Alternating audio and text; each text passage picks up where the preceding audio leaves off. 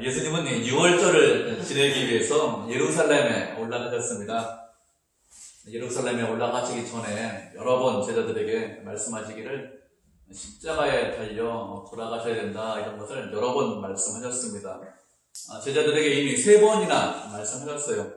말씀에 기록된 것만 3번이기 때문에 더 많이 말씀하셨겠죠.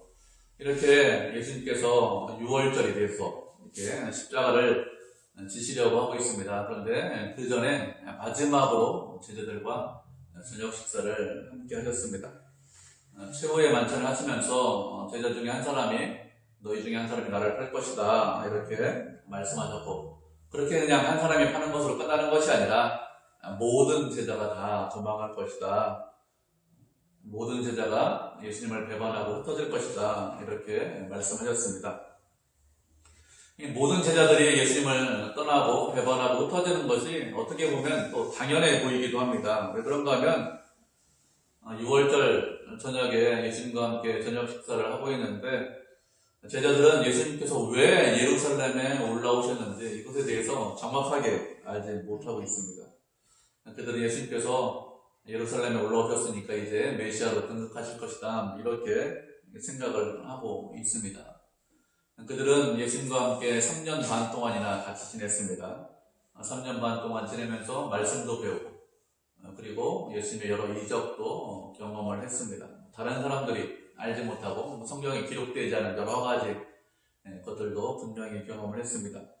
그런데도 예수님께서 왜 자기들에게 이렇게 말씀을 가르치시는지, 이적을 경험하게 하시는지, 왜 불렀는지, 이것을 아직도 잘 알지 못하고 있는 거예요. 그렇기 때문에 십자가에 달리셨을 때 모두 다 도망가는 것이 어떻게 보면 당연해 보입니다. 너희들이 다 도망갈 것이다, 이렇게 말씀하신 이후에 식사를 다 마치시고 감람산에 있는 겟세마네 동산으로 가셨습니다. 감람산이라는 것은 올리브나무산이다, 이런 뜻입니다. 그 산에 올리브나무가 많이 있기 때문에 감람산이다, 이렇게 말을 하고 있고, 겟세마네라는 것은 기름을 짜다, 이런 의미가 있습니다. 겟세마네 동산에서 그 당시 올리브 기름을 좀 짠 것 같아요. 그렇기 때문에 겟세마네 동산이다, 이렇게 이름을 붙인 것 같습니다. 예수님께서 겟세마네 동산에 오시자 제자들에게 내가 저기 가서 기도할 동안에 너희들은 여기 앉아 있어라, 이렇게 말씀하셨습니다. 그리고 베드로와 세베대의 두 아들이죠, 야고보와 요한입니다. 이렇게 3명을 데리고 가면서 고민하시고 슬퍼하셨습니다. 이렇게 고민하시고 슬퍼하시면서 그 제자들에게 하신 말씀이 무엇이냐? 내 마음이 고민된다, 슬퍼한다, 힘들다. 그러니 너희 여기 머물러 있으면서 나와 함께 깨어 있어라, 이렇게 말씀하셨습니다. 예수님께서 고민하시고 죽게 되었다, 이렇게 말씀하셨는데, 이것은 평소 예수님의 말씀과 좀 배치되는 것 같아요. 평소에 예수님께서 십자가에 달려 돌아가실 것이다 여러 번 말씀하셨습니다. 그래서 십자가에서 죽으시는 것 당연하게 받아들이고 좀 당당하게 의연하게 받아들여야 할 것 같은데, 그런데 그렇게 하지 못하고 있어요. 고민된다, 슬퍼한다, 이렇게 괴로워한다, 이렇게 말씀하십니다. 이런 모습은 예수님의 평소 말씀하고 좀 다른 모습이죠. 그러면 예수님께서 왜 십자가에 달려 돌아가시는 것에 대해서 고민된다, 슬퍼한다, 이렇게 말씀하셨을까요? 괴로워하시는 이유가 무엇입니까? 그건 십자가에 달려 돌아가시는 것이, 죽는 것이 두렵기 때문에, 아니면 그 십자가 때문에 고통스럽기 때문에 고민되고 슬퍼한다, 이렇게 말씀하신 것입니까? 그렇지는 않습니다. 사람이 십자가에서 죽는 것은 상당한 고통이 따른다고 해요. 왜 그런가 하면 십자가에서 죽는 것이 단번에, 단시간 안에 죽는 것이 아니기 때문에 그렇습니다.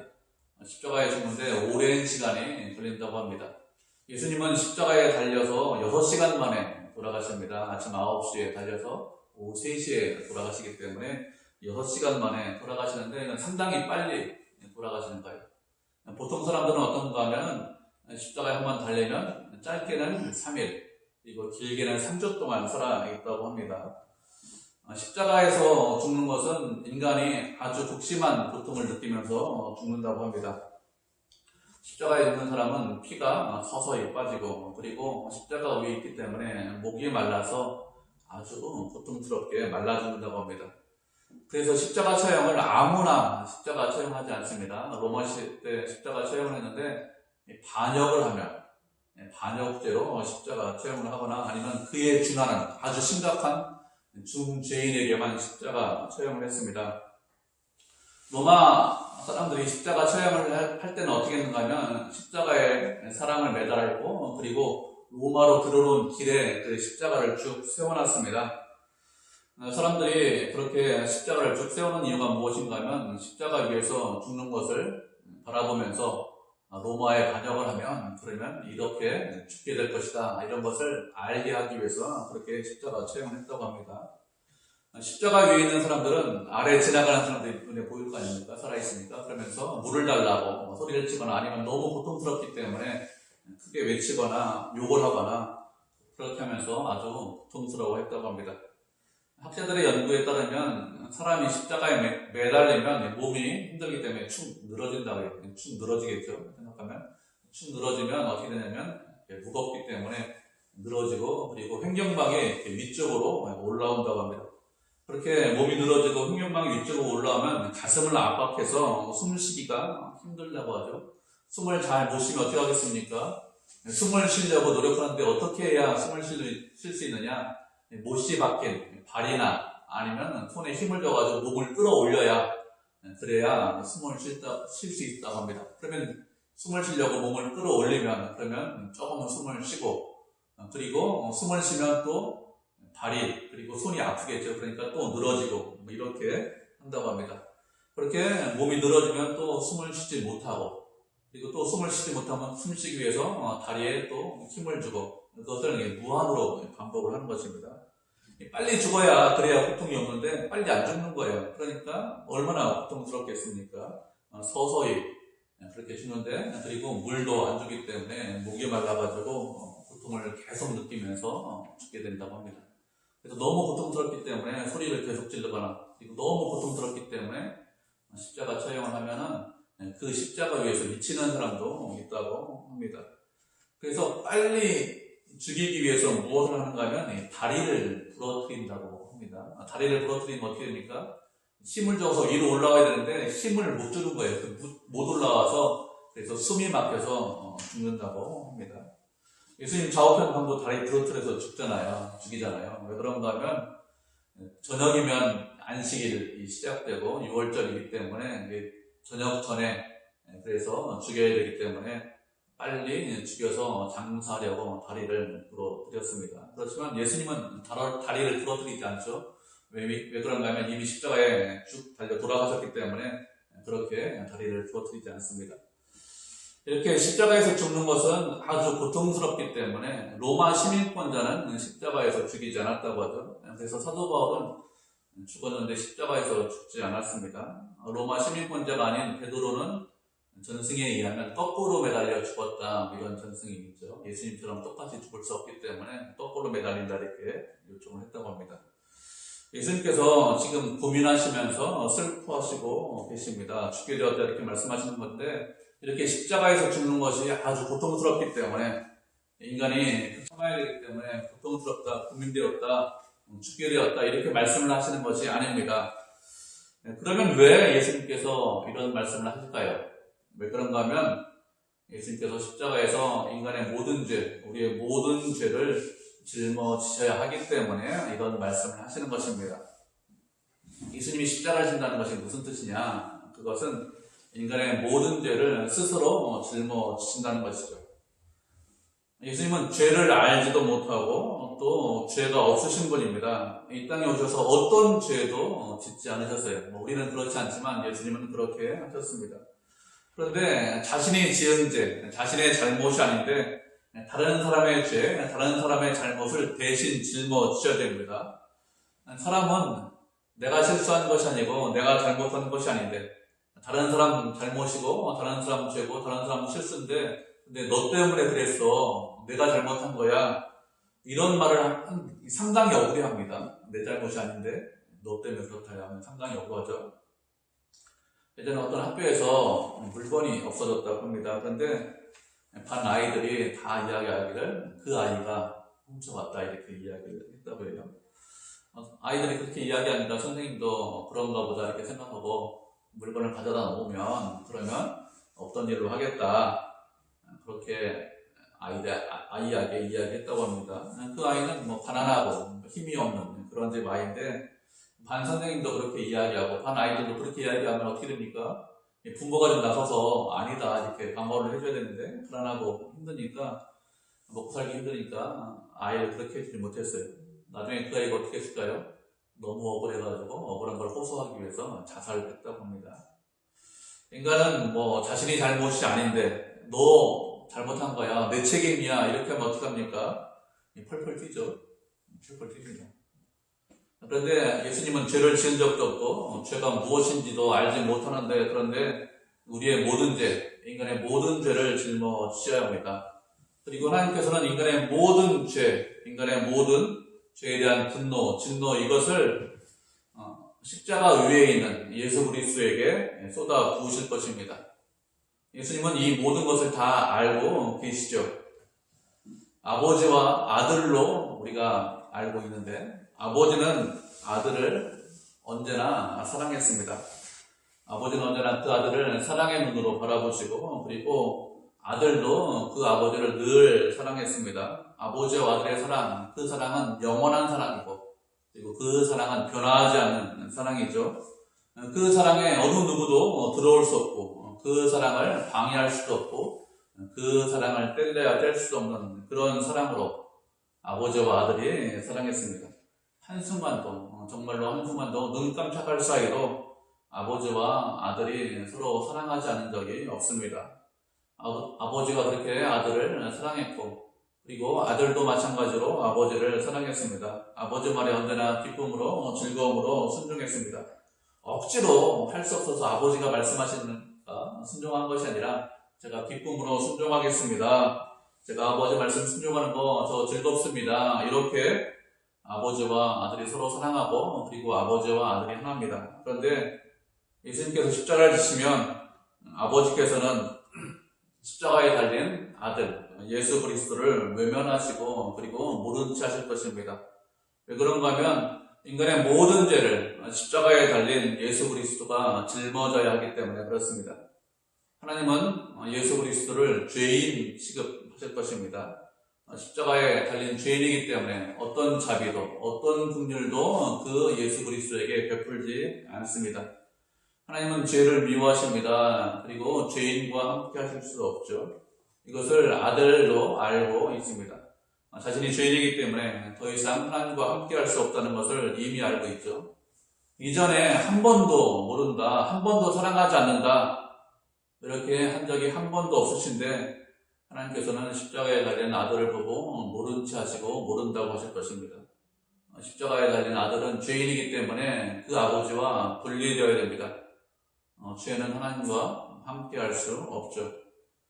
아버지와 함께 하는데 아버지와 분리된다는 것이 얼마나 큰 고통인지 아들은 알고 계십니다. 아버지의 저주의 대상이고 아버지의 모든 분노와 모든 진노를 십자가 위에서 받으셔야 하기 때문에 그래서 그 고통이 너무 크기 때문에 고민하여 죽게 되었다 이렇게 말씀을 하시는 것입니다.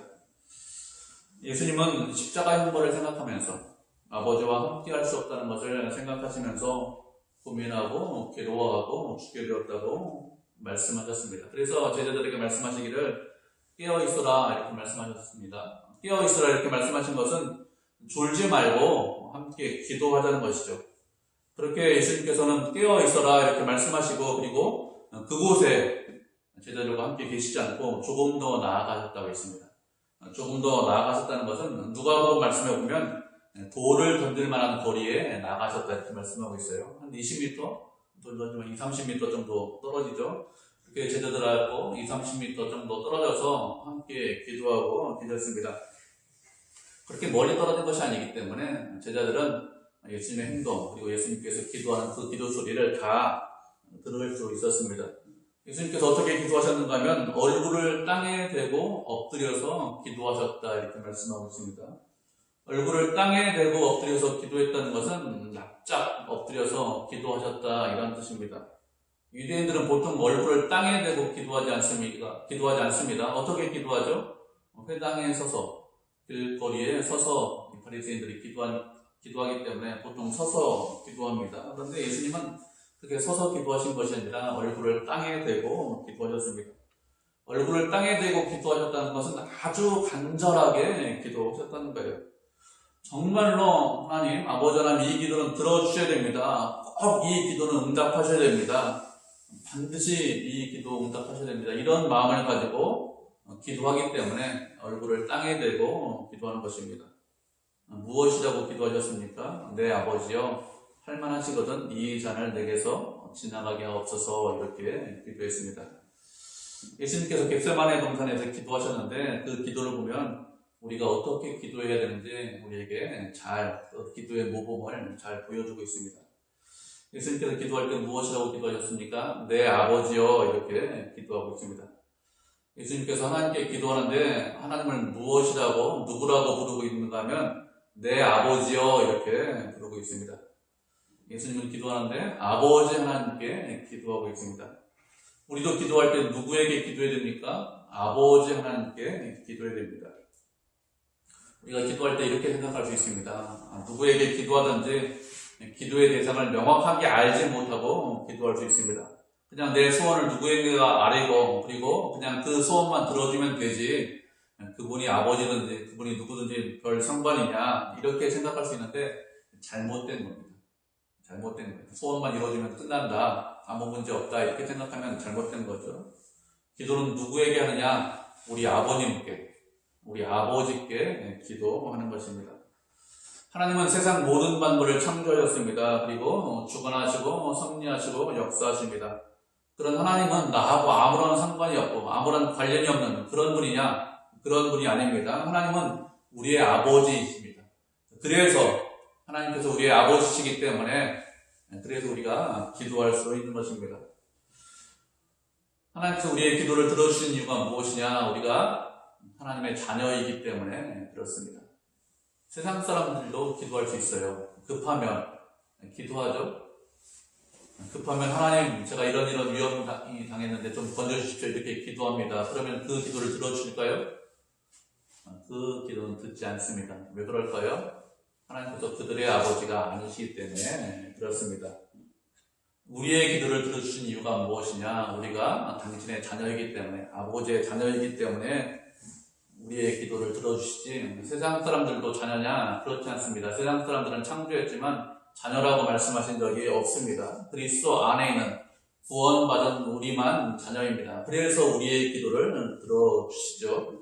그렇기 때문에 우리가 기도할 때 분명히 알아야 될 것이 무엇이냐?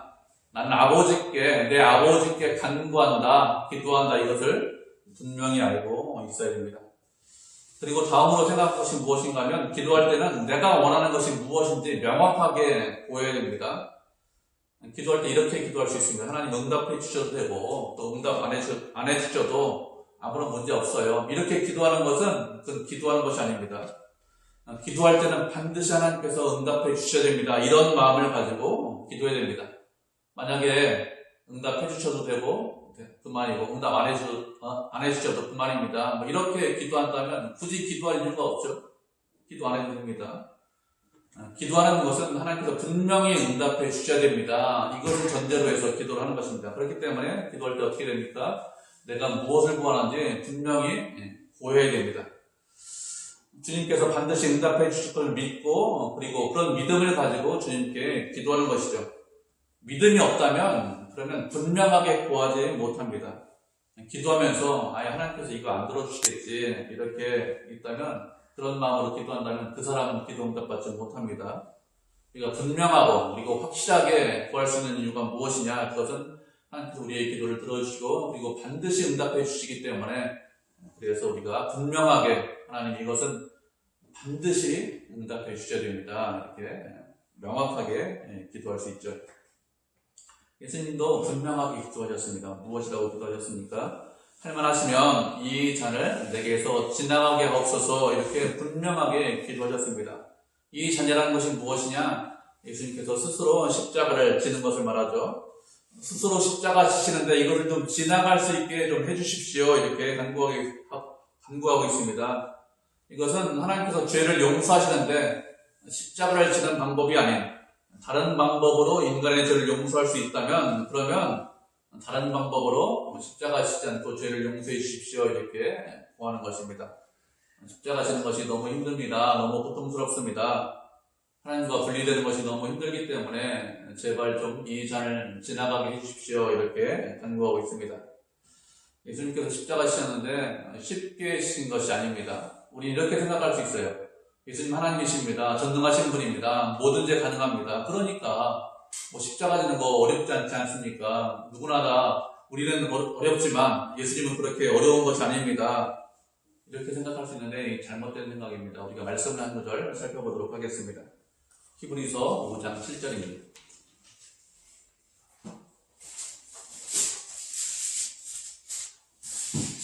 히브리서 5장 7절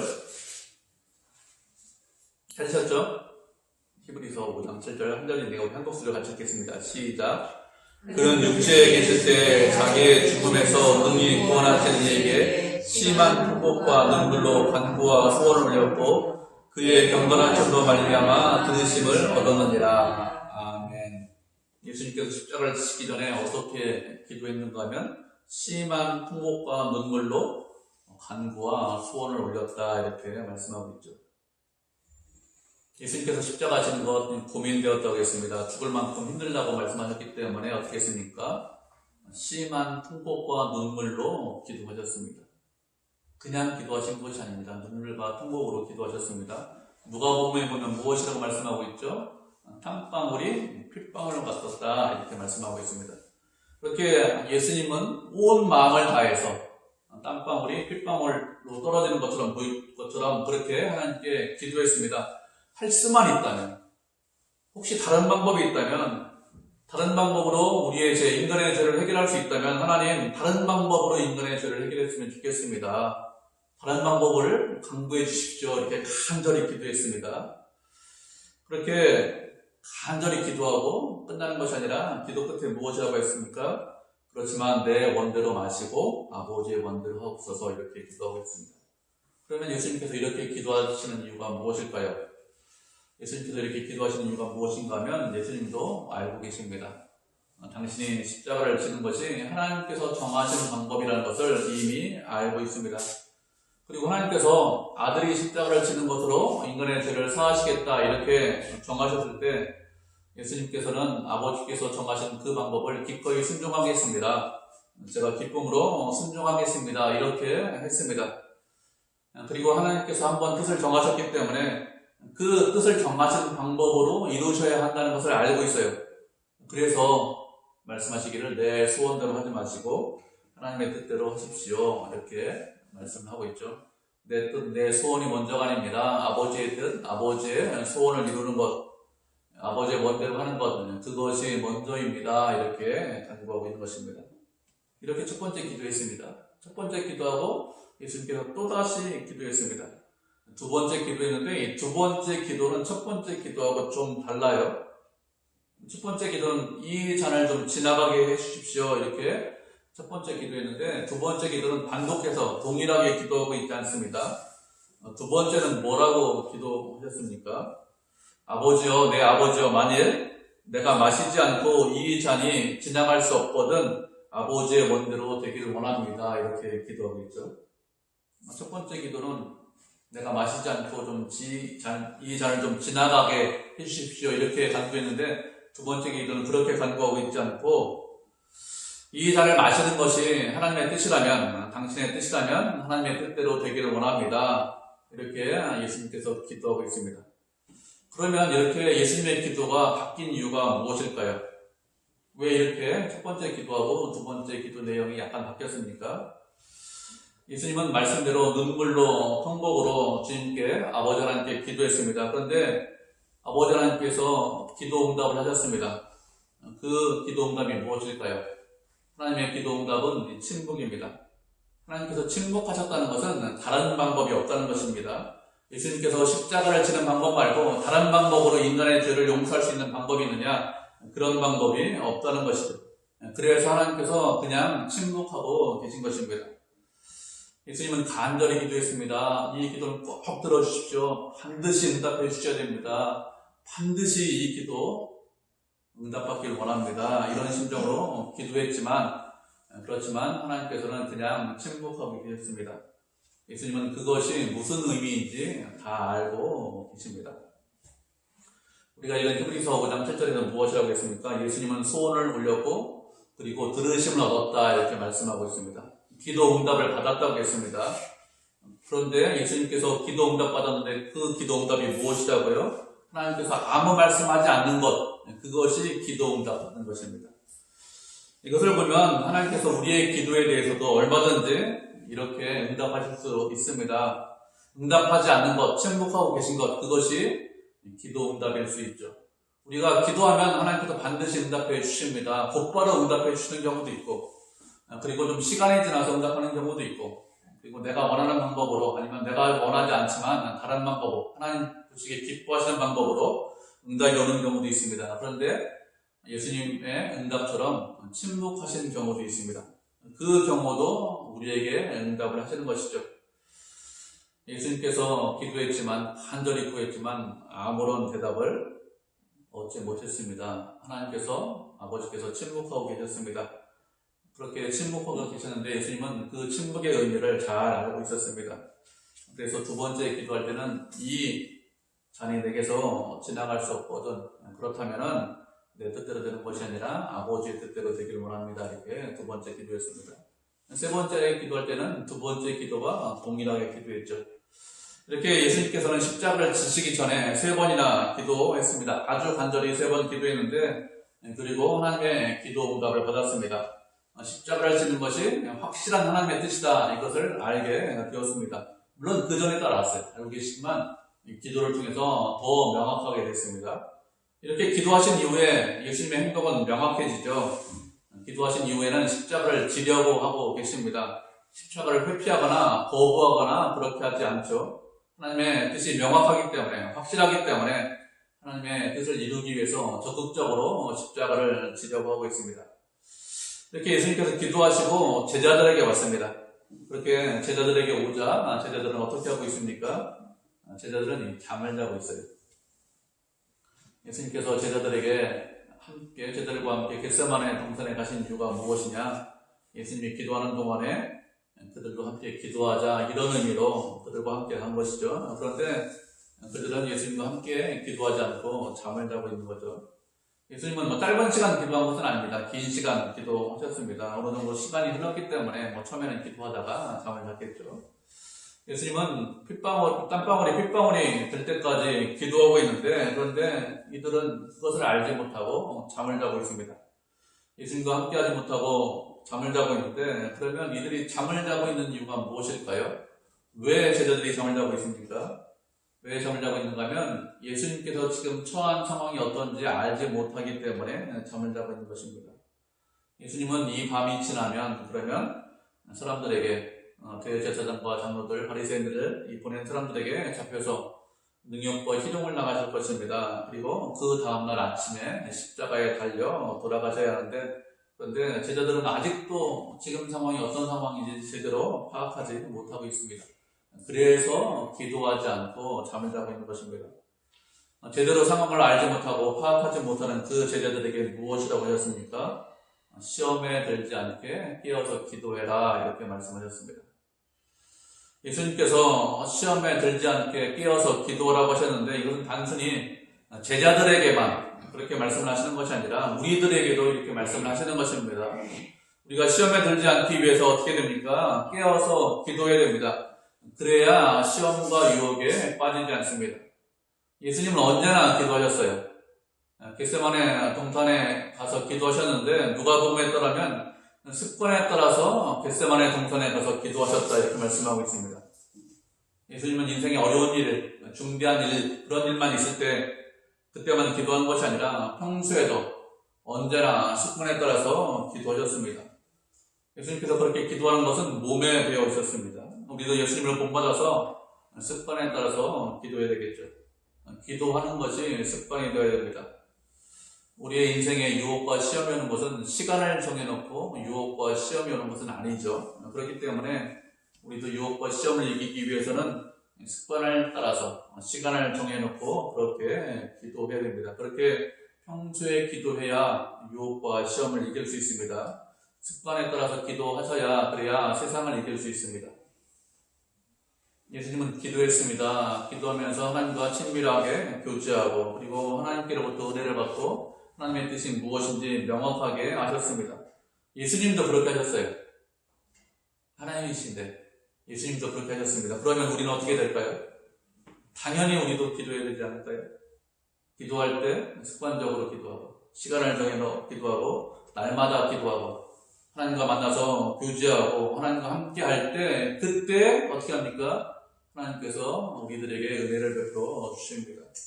인생을 살면서 여러 가지 고난이 있습니다. 어려움이 있습니다. 그렇지 않은 사람 아무도 없죠. 그런데 기도하면 어떻게 됩니까? 그런 고난과 어려움을 만날 때 피할 길을 주십니다. 아니면 기도하면 싸워서 이길 수 있는 힘과 능력을 주십니다. 하나님 우리를 사랑하시죠. 우리가 말씀을 한 구절 보도록 하겠습니다. 야고보서 1장 17절입니다. 야고보서 1장 17절 히브리서 다음에 야고보서 1장 17절입니다. 찾으셨죠? 한 절 같이 읽겠습니다. 시작. 온갖 좋은 은사와 온전한 선물이 다 위로부터 빛들의 아버지께로부터 내려오나니 그는 변함도 없으시고 회전하는 그림자도 없으시느니라. 아멘. 온갖 좋은 은사, 온갖 좋은 선물이 위로부터 온다고 했습니다. 빛들의 아버지께로부터 온갖 좋은 것들이 내려옵니다. 하나님께서는 우리에게 온갖 좋은 것, 모든 종류의 아름답고 좋은 것들을 선물로 주시기를 원하고 있습니다. 어떤 사람이 받을 수 있을까요? 늘 주님과 교제하고 함께하고 동행하고 기도하는 사람이 받을 수 있습니다. 많은 선물을 준비하고 계신데 그런데 기도하면 주십니다. 우리를 위하시고 우리를 사랑하시고 우리를 기뻐하십니다. 그리고 선물 주시는 것을 기뻐하십니다. 그런데 사람들이 어떻게 하죠? 기도하지 않아요. 내 힘으로 내 능력으로 세상을 살겠다 이렇게 말합니다. 그런데 그것보다 선물로 기도해서 선물로 받는 것이 훨씬 더 우리가 사는 것보다 좋은 것을 주십니다. 우리가 알지 못하는 것, 우리가 예상하지 못하는 것, 우리가 기대하지 그 이상의 것들을 하나님께서 선물로 준비하고 계시고 기도하면 주님과 늘 함께하면 그러면 그런 것들을 주십니다. 주님과 교제하고 함께하고 기도하는 것 그것이 기쁘고 즐거우셔야 됩니다.